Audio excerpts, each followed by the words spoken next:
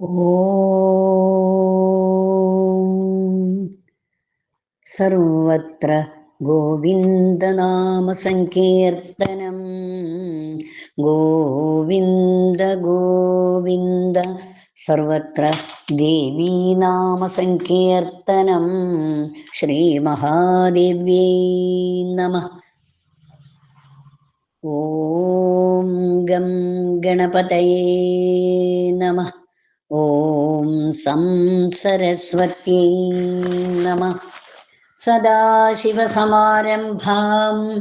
ശങ്കരാചാര്യമധ്യമാം അസ്മദാചാര്യപര്യന്താം വന്ദേ ഗുരുപരംപരാം. മൂകം കരോതി വാചാലം പങ്കും ലംഘയതേ ഗിരിം യത്കൃപാതമഹം വന്ദേ പരമാനന്ദമാധവം. പീതാംബരം കരവിരാജിത ശംഖചക്രകൗമോദഗീ സരസിജം കരുണാസമുദ്രം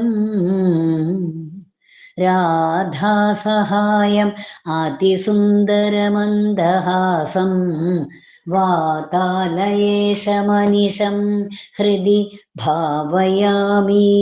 ഗോവിന്ദ ഗോവിന്ദ ഹരേ മുരാരേ ഗോവിന്ദ ഗോവിന്ദ മുകുന്ദ കൃഷ്ണ ഗോവിന്ദ ഗോവിന്ദ രഥാംഗപാണേ ഗോവിന്ദ ഗോവിന്ദ നമോ നമസ്തേ. ഓം ശ്രീ ഗുരുഭ്യോ നമഃ. സർവത്ര ഗോവിന്ദനാമസങ്കീർത്തനം ഗോവിന്ദ ഗോവിന്ദ സർവത്ര ദേവീനാമസങ്കീർത്തനം ശ്രീമഹാദേവ്യൈ നമഃ. നമസ്തേ നമസ്തേ പ്രിയ ഹരേ കൃഷ്ണ കുടുംബത്തിലെ സജ്ജനങ്ങളെ, സുകൃതികളെ, എല്ലാവർക്കും നല്ലൊരു ശുഭപ്രഭാതം നേരുന്നു. പണ്ഡിതാഗ്രേസരനും ദേവിയുടെ ഇഷ്ടഭക്തനുമായ ശ്രീ പാലേലി നാരായണൻ നമ്പൂതിരിയാൽ വിരചിതമായ ദേവീ നാരായണീയം എന്ന ഈ കൃതി ഒരു ദേവീ സ്തുതിയാണ്. ശ്രീ വേദവ്യാസനാൽ രചിക്കപ്പെട്ടിട്ടുള്ള ശ്രീമദ് ദേവി മഹാഭാഗവതത്തിന്റെ സംഗ്രഹമായി ശ്രീ പാലേലി നാരായണൻ നമ്പൂതിരി രചിച്ചിട്ടുള്ളതാണ് ദേവീ നാരായണീയം എന്ന ഈ കൃതി. ഇത് അദ്ദേഹത്തിന്റെ സ്വയം ദേവിക്കുള്ള നിവേദ്യമാണ്. 41 ദശകങ്ങളിലായി രചിച്ചിട്ടുള്ള ദേവീ നാരായണീയത്തിൽ 1 മുതൽ 15 വരെയുള്ള ദശകങ്ങൾ നാം അനുസ്മരിച്ചു കഴിഞ്ഞു. ഇന്ന് ദശകം 16 നാം അനുസ്മരിക്കുന്നത്. അതിൽ 1, 2, 3, 4 ശ്ലോകങ്ങൾ. അതിലെ ആ ശ്ലോകങ്ങളുടെ പാരായണം, പദച്ഛേദം, അന്വയം, വ്യാഖ്യാനം എന്നിവയാണ് ഇന്നത്തെ പഠന ക്ലാസ്സിൽ അനുസ്മരിക്കുന്നത്. ഏവർക്കും ഇന്നത്തെ പഠന ക്ലാസ്സിലേക്ക് വളരെ സ്നേഹത്തോടെ ഹാർദവമായ സ്വാഗതം. ഓം ശ്രീ ജഗദംബികായൈ നമഃ. ആരാധ്യരായ ശ്രീ പാലേലി നാരായണൻ നമ്പൂതിരിയാൽ വിരചിതമായ ദേവീ നാരായണീയം എന്ന ഗ്രന്ഥത്തിലെ 16ാമത്തെ ദശകം സുദർശനന്റെ വിവാഹരംഗം ആണ് ഈ ദശകത്തിൽ സ്തോത്രകാരൻ വർണ്ണിക്കുന്നത്. പാലേലി ശ്രീനാരായണൻ നമ്പൂതിരി സംസ്കൃതത്തിലും സാഹിത്യത്തിലും അഗാധമായ പാണ്ഡിത്യവും ദേവിയുടെ ഉപാസനയിൽ അനുപമമായ ഭക്തിഭാവവും മനസ്സിൽ നിറച്ചു വെച്ചിട്ടുള്ള അദ്ദേഹം 16ാമത്തെ ദശകത്തിൽ സുദർശനന്റെ വിവാഹത്തെ, സുദർശനനിലൂടെ സുദർശനന്റെ വിവാഹരംഗം അല്ലെങ്കിൽ ആ കഥയാണ് വിവരിക്കുന്നത്. സുദർശനൻ ഭഗവത് ഭക്തനാണ്. ശ്രീ പാലേലി നാരായണൻ നമ്പൂതിരി ദേവിയുമായി സംവദിച്ചുകൊണ്ടുള്ള ഒരു സ്തോത്രരചനയാണ് അവലംബിച്ചിട്ടുള്ളത്. നമുക്കേവർക്കും അത് അറിയാവുന്നതുമാണ്. ഇന്നത്തെ പഠന ക്ലാസ്സിലേക്ക് സ്വാഗതം ചെയ്തുകൊണ്ട് ശ്ലോകങ്ങളുടെ പാരായണത്തിലേക്ക് പ്രവേശിക്കാം. ദേവീ നാരായണീയം ദശകം 16 സുദർശന വിവാഹം. ശ്ലോകം 1 പാരായണം.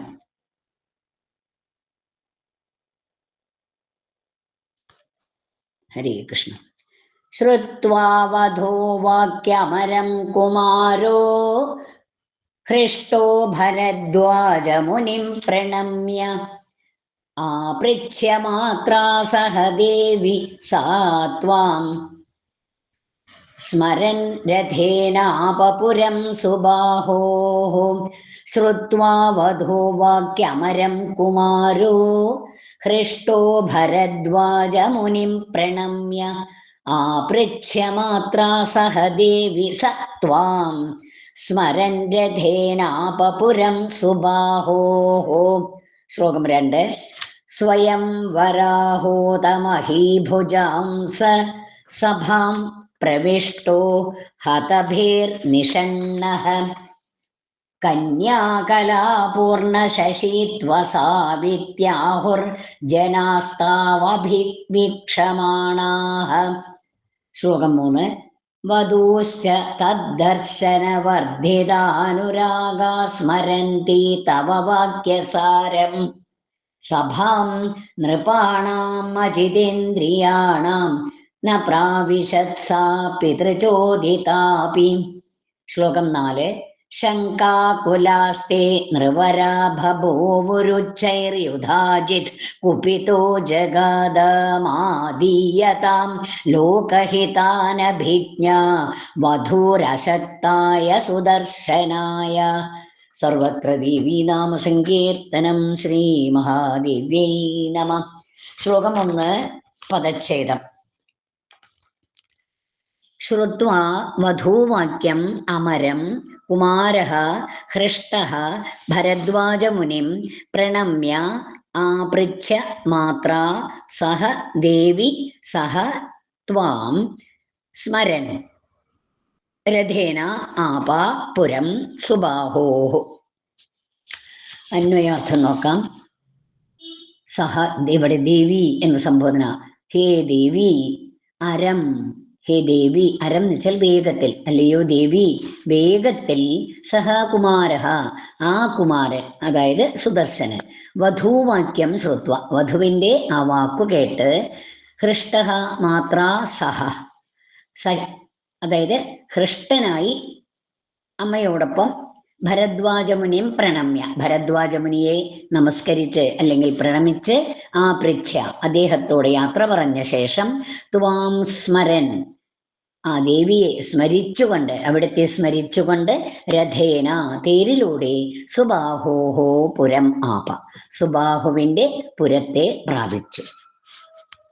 സുബാഹുവിന്റെ പുരമാണ് കാശി നഗരം. ഈ ശ്ലോകത്തിന്റെ വ്യാഖ്യാനം നോക്കാം.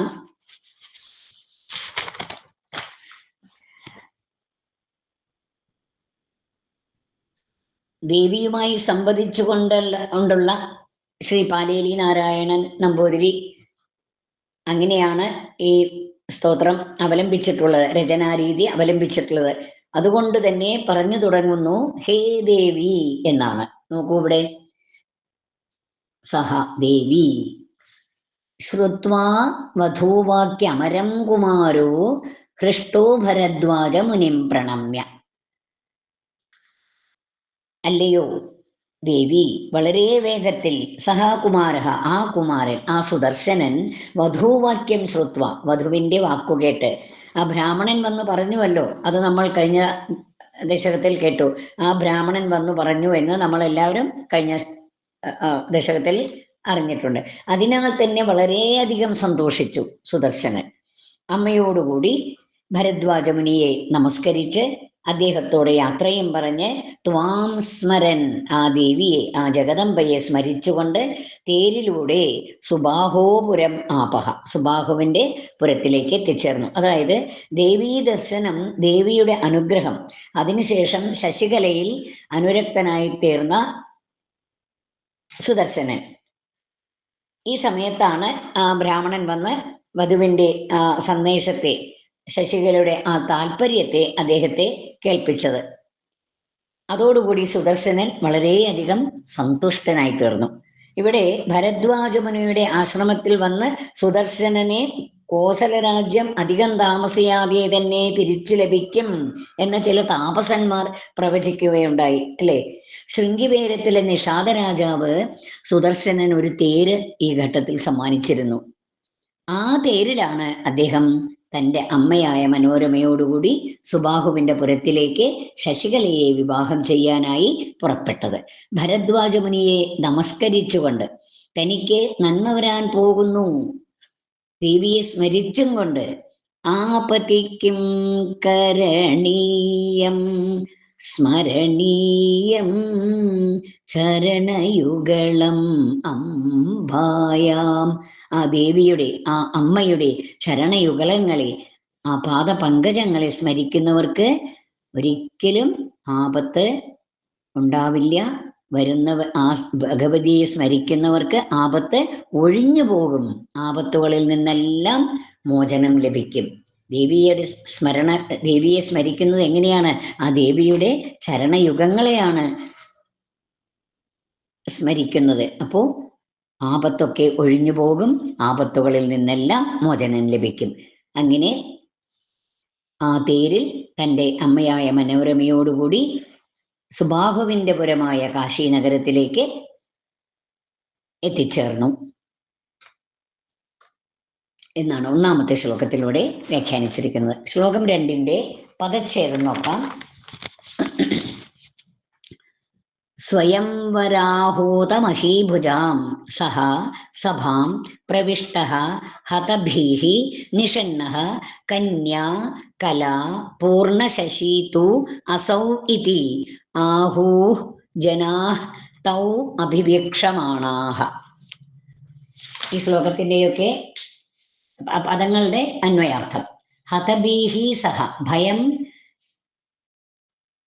ഇല്ലാതായിത്തീർന്ന അദ്ദേഹം, സ്വയംവരാഹൂതമഹീഭുജാം, സ്വയംവരത്തിനായി ക്ഷണിക്കപ്പെട്ട രാജാക്കന്മാരുടെ സഭാം പ്രവിഷ്ടഃ നിഷണ്ണഃ, സഭയിൽ പ്രവേശിച്ച് അവിടെ ഇരുന്നു.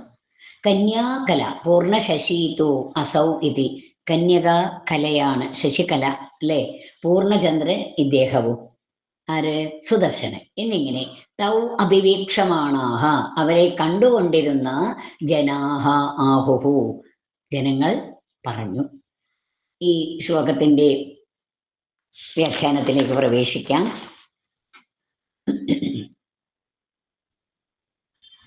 സ്വയംവരത്തിനായിട്ട് ക്ഷണിക്കപ്പെട്ടിരിക്കുന്നു രാജാക്കന്മാരെയൊക്കെ, പ്രബലന്മാരായ രാജാക്കന്മാരൊക്കെ ആ സഭയിലുണ്ട് അല്ലേ. ഹതഭീഹി സഹ, ഭയം അല്ലെങ്കിൽ ഭീതി ലവലേശം പോലുമില്ലാതെ അദ്ദേഹം സ്വയംവരത്തിനായി പ്രത്യേകം ക്ഷണിച്ചിട്ടുള്ള രാജാക്കന്മാർ അവരുടെ സഭയിലേക്ക് പ്രവേശിച്ചു. നിഷണ്ണഹ, അവിടെ ഇരുന്നു. ആ സഭയിലേക്ക് സുദർശനൻ യാതൊരു ഭയവും കൂടാതെ അവിടെ ഇരുന്നു. ഇത് കണ്ടുകൊണ്ടിരുന്ന ജനങ്ങള് സുദർശനന്റെ സുന്ദരമായിരിക്കുന്ന ആ ശരീരഭംഗി കണ്ട്, ആ തേജസ് കണ്ടപ്പോൾ ജനങ്ങളൊക്കെ പറയുകയുണ്ടായി, കന്യാകലാപൂർണ ശശീതോ അസൗ ഇതി, കന്യക കലയും ഈ സുദർശനൻ പൂർണ്ണചന്ദ്രനും ആണ് എന്നാണ് ജനങ്ങൾ പറയുന്നത്. ഇവർ തമ്മിൽ തന്നെയാണ് യോജിക്കേണ്ടത്. ജനങ്ങൾ പറയുന്നു, രുക്മണ്യർഹതിനാപരാഹ എന്ന് കൃഷ്ണനെ കാണുമ്പോൾ വിദർഭ രാജ്യത്ത് ആളുകൾ കൃഷ്ണനെ കണ്ടപ്പോൾ പറയുന്നുണ്ട്, ഇദ്ദേഹത്തിന്റെ ഭാര്യയായി വരേണ്ടത് രുക്മിണി അല്ലാതെ വേറെ ആരും തന്നെ യോജിച്ചവരല്ല എന്ന് പറയുന്നുണ്ട്. അതുപോലെ സുദർശനന് യോജിച്ചവൾ തന്നെയാണ് ശശികല. പേരു തന്നെ ശശികല എന്നാണ്. ശശികലയുടെ ഭർത്താവായിരിക്കാൻ യോഗ്യത, അർഹത സുദർശനൻ തന്നെയാണെന്ന് അവിടെ എല്ലാവർക്കും തോന്നി. പൂർണ്ണചന്ദ്രനും കലയ്ക്കും വേറിട്ട് നിൽക്കാൻ ഒട്ടുമാവില്ലല്ലോ. അതുപോലെയാണ് ഈ സുദർശനനും ശശികലയും എന്ന് രണ്ടാമത്തെ ശ്ലോകത്തിലൂടെ വ്യാഖ്യാനിച്ചിരിക്കുന്നു. സർവം ശ്രീകൃഷ്ണാർപ്പണമസ്തു. സർവത്ര ദേവീ നാമസങ്കീർത്തനം. ശ്രീ മഹാദേവ്യൈ നമഃ. ശ്ലോകം 3 പദച്ഛേദം.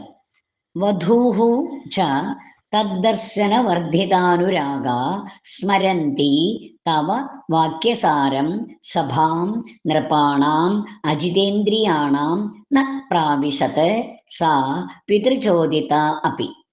അന്വയം നോക്കാം. തദ്ദർശന വർദ്ധിതാനുരാഗ സാ വധൂഹ ച. അദ്ദേഹത്തെ കാണുകയാൽ അനുരാഗം വർദ്ധിച്ച ആ വധുവാകട്ടെ, ഇവിടെ അദ്ദേഹം എന്ന് വെച്ചാൽ ആ സുദർശനനെ കണ്ടപ്പോൾ അനുരാഗം വർദ്ധിച്ചു ശശികലയ്ക്ക്. ആ വധുവാകട്ടെ തവ വാക്യസാരം സ്മരന്തി, അവിടുത്തെ വാക്യസാരം ഓർമ്മിച്ച്. ആരുടെ? ദേവിയുടെ അല്ലേ? ദേവിയുടെ സ്വപ്നത്തില് ദേവി അരുളി ചെയ്യുന്നുണ്ടല്ലോ, ആ വാക്യസാരം ഓർമ്മിച്ച് അജിതേന്ദ്രിയാണാം, ഇന്ദ്രിയജയം സാധിക്കാത്ത നൃപാണാം സഭാം, രാജാക്കന്മാരുടെ സഭയിലേക്ക് പിതൃചോദിത അപി, പിതാവിനാൽ പ്രേരിതയായിട്ടും ന പ്രാവിശത്, കടന്നു ചെന്നതേയില്ല. ഈ ശ്ലോകത്തിന്റെ വിവരണത്തിലേക്ക് നമുക്ക് പ്രവേശിക്കാം.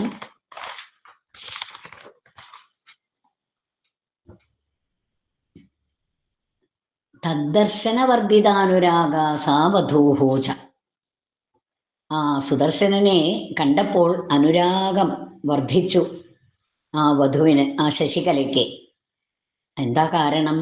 സ്മരന്തി തവ വാക്യസാരം, അവിടുത്തെ ആ വാക്കുകളെ, ദേവിയുടെ ആ വാക്കുകളെ, ആ വാക്കിന്റെ സാരത്തെ, ആ വാക്യസാരത്തെ ഓർമ്മിച്ച് സഭാം നൃപാണാം അജിതേന്ദ്രിയാണാം, ഇന്ദ്രിയജയം സാധിക്കാത്ത അജിതേന്ദ്രിയന്മാരായിരിക്കുന്ന രാജാക്കന്മാർ ഇരിക്കുന്ന അവരുടെ സഭയിലേക്ക് ആ പെൺകുട്ടി കടന്നു ചെന്നതേയില്ല.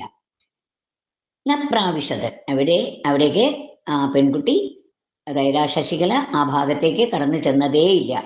അവരെയൊക്കെ കാണാനായിട്ട് പിതൃചോദിതാപി, പിതാവ് പ്രേരിപ്പിച്ചു, ഒരുപാട് പ്രേരിപ്പിച്ചു. പക്ഷേ അതൊന്നും ശശികല കൂട്ടാക്കിയില്ല. സഭയിൽ നിരവധി രാജാക്കന്മാർ സന്നിഹിതരായിരിക്കുന്നുണ്ട്. അതിൽ സുദർശനനെ വധുവായ ശശികല കാണുകയും ഉണ്ടായി. സ്വപ്നത്തിൽ ദേവി അരുളി ചെയ്ത വാക്ക് ആ സമയത്ത് ശശികല ഓർമ്മിച്ചു. താൻ പ്രതീക്ഷിച്ചതിലും അതിസുന്ദരനാണ് സുദർശനൻ തന്നെയാണ്, അതിന് യാതൊരു സംശയവുമില്ല. അതോടുകൂടി സുദർശനനുള്ള അനുരാഗം വർദ്ധിച്ചു വന്നു ശശികലയ്ക്ക്. ആ രാജാക്കന്മാർ ഇരിക്കുന്ന ആ സഭയിലേക്ക് അവൾ കടന്നു ചെന്നതേയില്ല. പക്ഷേ സുബാഹു പറഞ്ഞു, ഇതാ ഇവിടെ അനവധി കേമന്മാരായിട്ടുള്ള രാജാക്കന്മാരൊക്കെ സന്നിഹിതരായിട്ടുണ്ട്, അവരെയൊക്കെ ഒന്ന് പോയി കാണൂ. എന്നാൽ സുദർശനനെ വിവാഹവേദിയിലേക്ക് ക്ഷണിച്ചു വരുത്തി അദ്ദേഹത്തിന് തന്നെ ദാനം ചെയ്താൽ മതി എന്ന്, അല്ലെങ്കിൽ അദ്ദേഹത്തിനെ തന്നെ ദാനം ചെയ്യണം എന്നാണ് കന്യക നിർബന്ധിച്ചു പറഞ്ഞത്. ഒരു പുരുഷനെ മനസ്സുകൊണ്ട് വരിക്കുക, അത് വരിച്ചു കഴിഞ്ഞു. ശശികല സുദർശനനെ മനസ്സുകൊണ്ട് വരിച്ചു കഴിഞ്ഞു. അങ്ങനെ ഇരിക്കെ ഇനി മറ്റു പരപുരുഷന്മാരുടെ മുമ്പിൽ തന്റെ സൗന്ദര്യത്തെ പ്രദർശിപ്പിക്കാൻ ഞാൻ ഉദ്ദേശിക്കുന്നില്ല. അത് ധർമ്മത്തിന് യോജിക്കുന്നതല്ല, അത് ന്യായവും അല്ല. താനിപ്പോൾ ആരുടെയാണ്? മനസ്സുകൊണ്ട് വരിച്ചിരിക്കുന്ന ആ സുദർശനന്റെയാണ്. വിവാഹം വേണ്ട രീതിയിൽ നടന്നിട്ടില്ല എന്ന് മാത്രമേ ഉള്ളൂ. പക്ഷേ താൻ സുദർശനന്റെ വധു ആയി കഴിഞ്ഞിരിക്കുന്നു മനസ്സുകൊണ്ട്. എൻ്റെ ഈ ശരീരത്തെ ഇനി അങ്ങോട്ട് ദാനം ചെയ്താൽ മതി, അത്രേ വേണ്ടൂ. അത് വിധിയാംവണ്ണം അഗ്നിസാക്ഷിയായിട്ട് വേണ്ടതുപോലെ ചെയ്താൽ മാത്രം മതി എന്നാണ് മൂന്നാമത്തെ ശ്ലോകത്തിലൂടെ വ്യാഖ്യാനിച്ചിരിക്കുന്നത്. സർവത്ര ദേവീനാമ സങ്കീർത്തനം ശ്രീ മഹാദേവ്യൈ നമഃ. ശ്ലോകം 4 പദച്ഛേദം, അന്വയം, വ്യാഖ്യാനം. ശങ്കാകുലാഃ തേ നൃവരാഃ ബഭൂവുഃ ഉച്ചൈഃ യുധാജിത് കുപിതഃ ജഗാദ മാദീയതാം ലോകഹിതാനഭിജ്ഞാ വധൂ അശക്തായ സുദർശനായ. അന്വയാർത്ഥം നോക്കാം. തേ നൃവരാഃ, ആ രാജാക്കന്മാർ ശങ്കാകുലാഃ ബഭൂവുഃ, ശങ്കാകുലന്മാരായി തീർന്നു. കുപിതഃ യുധാജിത്ത്, ക്രോധാകുലനായ അല്ലെങ്കിൽ കുപിതനായ യുധാജിത്ത് ഉച്ചൈഹി ജഗാദ, വളരെ ഉറക്കെ പറഞ്ഞു. ലോകഹിതാനഭിജ്ഞ, ലോകഹിതങ്ങൾ അറിഞ്ഞിട്ടില്ലാത്ത ആര്? വധു. വധുവിനെ അശക്തായ സുദർശനായ, അശക്തനായിട്ടുള്ള ആ സുദർശനന് മാദീയതാം കൊടുക്കരുത്. ഈ വിവരണം നോക്കാം. വധു സുദർശനനിൽ അനുരക്തരായിരിക്കാം എന്ന് മറ്റു രാജാക്കന്മാരൊക്കെ അനുമാനിച്ചു, അല്ലെങ്കിൽ തീരുമാനിച്ചു. അവർക്ക് മനസ്സിലായി ആ വധു ഇങ്ങോട്ട് വരുന്നതേയില്ല. അതുകൊണ്ട് എവിടെയോ എന്തോ ഒരു പന്തികേട് ഉണ്ട്. അത് അവർക്ക് മനസ്സിലായി, ആ രാജാക്കന്മാർക്ക് മനസ്സിലായി. അങ്ങനെ ശങ്കാകുലരായിത്തീർന്ന രാജാക്കന്മാരുടെ ഇടയിൽ നിന്ന്, ആ സഭയിൽ നിന്ന് പ്രബലനായ യുധാജിത്ത്, കുപിതഃ യുധാജിത്ത്, വളരെ കോപത്തോടുകൂടി സഭയിൽ നിന്ന് എഴുന്നേറ്റ് വളരെ ഉച്ചത്തിൽ പറഞ്ഞു, ലോകഹിതാനഭിജ്ഞഃ, ലോകഹിതം എന്താണ് എന്നറിഞ്ഞിട്ടില്ലാത്ത വധുവിനെ, ഈ സുദർശനന്, ഒട്ടും തന്നെ ശക്തനല്ലാത്ത ദുർബലനായ ഈ സുദർശനന് മാദീയതാം കൊടുക്കരുത്. വധു ലോകഹിതം അറിയാത്തവളാണ്, സുദർശനനോ ദുർബലനുമാണ്. അതുകൊണ്ട് നമ്മൾ ആലോചിച്ച് വേണ്ടത് ചെയ്യണം. ഈ ശശികലയെ ഒരു നിലയ്ക്കും സുദർശനന് വിവാഹം ചെയ്തു കൊടുക്കാൻ പാടില്ല എന്ന് വളരെ ഉച്ചത്തിൽ സുദർശനൻ ഒന്നുകൊണ്ടും സുദർശനന് ഈ ശശികലയെ കൊടുക്കരുത് എന്നാണ് കോപിഷ്ഠനായ യുധാജിത്ത് ആ സഭയിൽ നിന്നും എഴുന്നേറ്റ് ഉറക്കെ പറഞ്ഞത് എന്നാണ് 4ാമത്തെ ശ്ലോകത്തിന്റെ വ്യാഖ്യാനം. സർവത്ര ദേവീനാമ സങ്കീർത്തനം ശ്രീ മഹാദേവ്യൈ നമഃ. ഓം ശ്രീ ഗുരുഭ്യോ നമഃ.